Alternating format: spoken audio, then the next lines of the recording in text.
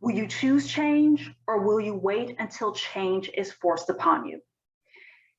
Often we can feel when things are going off the rails. We can certainly feel them physically because our time is condensed and we don't feel like we have any time for anything, but we certainly feel it emotionally and mentally. We are stressed beyond our normal stress levels. We're feeling overwhelmed.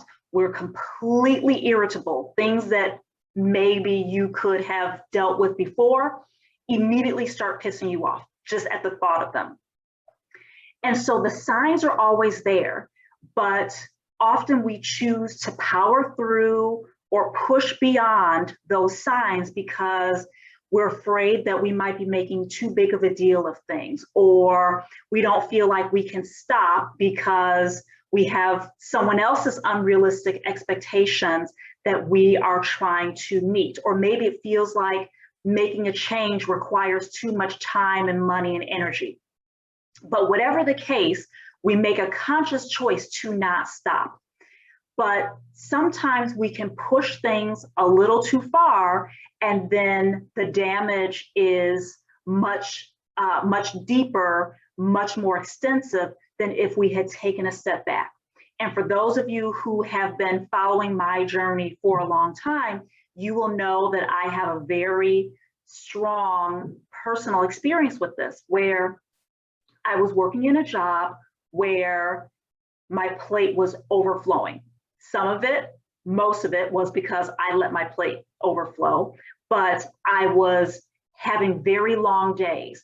I was taking on things because I assumed I needed to take them on, and I didn't raise my hand for help, even though there were plenty of people who would have been more than willing to jump in and support me.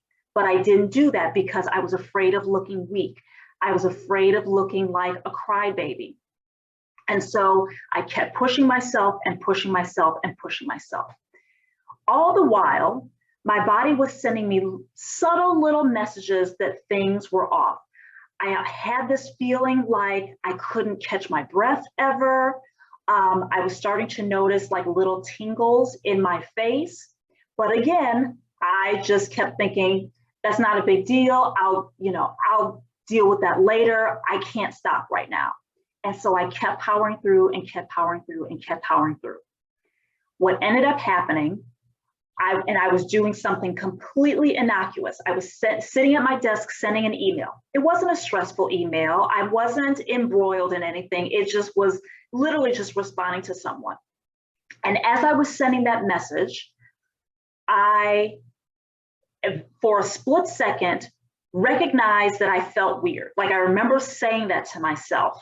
And then in the very next moment, the entire left side of my head, face, and arm went numb.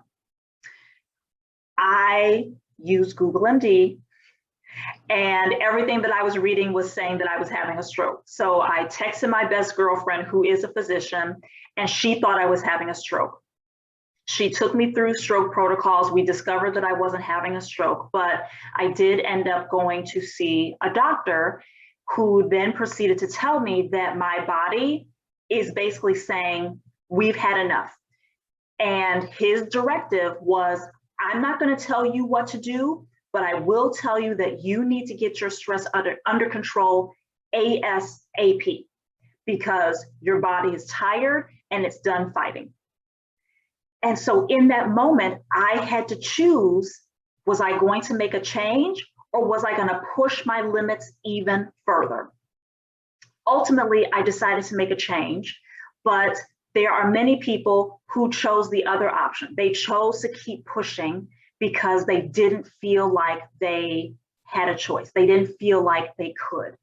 And so for you, this is a cautionary tale of, if you are noticing signs, and Oprah talks about how the universe starts talking to us in a whisper, and then the voice gets louder and then louder, and until, it's almost catastrophic. And so for you, as you are noticing the little whispers, as you're noticing the little signs that something is off, and you're in your gut, your intuition is like, we've gotta fix this. We got to get this under control. If you are noticing that, now is the time to do something about it. Now is the time to start making small changes. We're not talking about throwing the baby out with the bathwater. Small changes, small micro actions, micro steps that you can change to start putting yourself in a different situation, putting yourself in a place where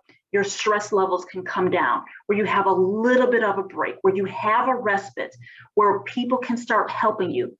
But the key takeaway is, are you going to choose change, or are you going to wait until change is forced upon you? I hope something I shared here was helpful. If it is, please drop a comment below and let me know what your big takeaway was, and maybe one thing that you're going to do to start turning the tide. And if you know someone who would be best served by making a choice, a different choice, please share this with them. And of course, like this, because I want to ensure that people are choosing their health, both physical and emotional health, before it's too late. So until the next time, thanks for watching.